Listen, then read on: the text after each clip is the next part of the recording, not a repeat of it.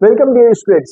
हम लोग डिसऑर्डर्स पढ़ने जा रहे हैं एक्सक्रीटरी सिस्टम के और मस्कुलर सिस्टम के। तो सबसे पहले हम लोग हीमोडायलिसिस देखेंगे। जब किडनी फेल कर जाती है तो आर्टिफिशियल किडनी या हीमोडायलिसिस कराना पड़ता है। हीमोडायलिसिस में क्या होता है, एक मशीन होती है जिसमें ब्लड जो है ना एक कन्वीनियंट आर्टरी के जरिए ब्लड ड्रेन करके उसमें डाला जाता है मशीन के अंदर सॉरी, ठीक है। अब वहां मशीन के अंदर जो है ना वो ब्लड धीरे धीरे धीरे फ्लो करता है। तो ब्लड में जा रहा है, जब ब्लड बाहर जा रहा है तो हेपेरिन यूज करना पड़ता है। हेपेरिन, ठीक है, ये एंटीकोगुलेंट है, कोगुलेशन ना हो। अब यहाँ पे सेलोफेन होता है।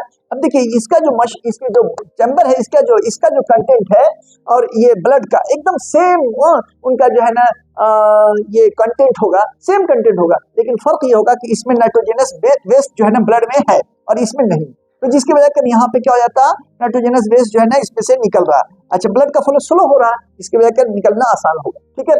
अब ब्लड को फिर किसी वेन के में आपको फिर से एंट्री दे दी जाती है और पंप करना पड़ता है, एक मोटर के जरिए पंप करना पड़ता है, साथ में एंटी हिपेरिन लगाया जाता है। ये आर्टिफिशियल किडनी की बात होगी, राइट, जिसको हेमोडायलिसिस कहते हैं। उसके बाद हम लोग रेनल कैल्कुलाई देखेंगे। किडनी में जब पत्थर हो जाता है ना, जिसको रेनल कैल्कुलाई भी कहते हैं, ठीक है, उसको हम लोग क्यों होता है वो, तो कैल्शियम या सोडियम ऑक्सलेट्स के डिपोजिशन की वजह कर हो जाता है। ग्लोमेरुलर नेफ्राइटिस, ये क्या होता है, ग्लोमेरुलाई है जिसको ग्लोमेरुलाई कहते हैं, वहां पे स्वेलिंग आ जाती है, इन्फ्लेमेशन हो जाता है ग्लोमेरुलाई, ठीक है ना, किडनी के अंदर बहुत सारे ग्लोमेरुलाई होते हैं। उसके बाद मसल्स में क्या देखेंगे, माइस्थेनिया ग्रेविस। माइस्थेनिया ग्रेविस नाम से पता चला, ग्रेविस ग्रेवियार्ड है ना, कब्र में पड़ा हुआ, मतलब इंसान हिलना डोलना बंद कर देता है। क्यों? क्योंकि ये यहाँ पे जो है ना मसल्स पैरालाइज हो जाती है, वीक हो जाती है बहुत ज्यादा, या पैरालाइज हो गई तो जिसकी वजह से मूवमेंट पॉसिबल नहीं है, ठीक है। ये इम्यून डिसऑर्डर है, ये इंपॉर्टेंट है, याद रखना। मायोमत muscles, myasthenia gravis. Muscular dystrophy, यहाँ पे धीरे धीरे मसल्स डिजेनरेट कर जाती है, डिजेनरेट करती है, मतलब पतली होती चली जा रही, खत्म हो रही है। इसको याद रखना कि ये जेनेटिक डिसऑर्डर है। ये क्या है भाई, जेनेटिक डिसऑर्डर है। अब उसके बाद टेटानी देखेंगे, तो टेटनस में एकदम बहुत कम स्पास बहुत हेवी होता है, और ये क्यों होता है, due to low calcium ions. Calcium ion बहुत ज्यादा कम हो जाता है बॉडी के अंदर, ठीक है, जिसकी वजह से स्पास बहुत हेवी होता है, टेटानी कहलाता है।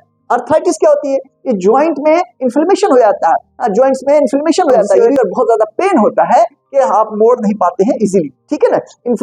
यहाँ पे इन्फ्लेमेशन हो जाता है। हाँ, अर्थराइटिस में क्या होता है, इन्फ्लेमेशन ऑफ जॉइंट्स होता है। और गॉट में क्या होता है, यहाँ पे भी जॉइंट्स में जो है ना, जॉइंट्स में इन्फ्लेमेशन होगा, लेकिन यहाँ पे यूरिक एसिड का डिपोजिशन होगा। इंपॉर्टेंट है यूरिक एसिड गॉट के केस में, गठिया है ना। और ऑस्टियोपोरोसिस क्या होता है, ये जो है ना, ये क्या बोलते हैं, बोन के अंदर पोर्स हो जाते हैं, पोर डेवलप हो जाता है बोन के अंदर, ठीक है।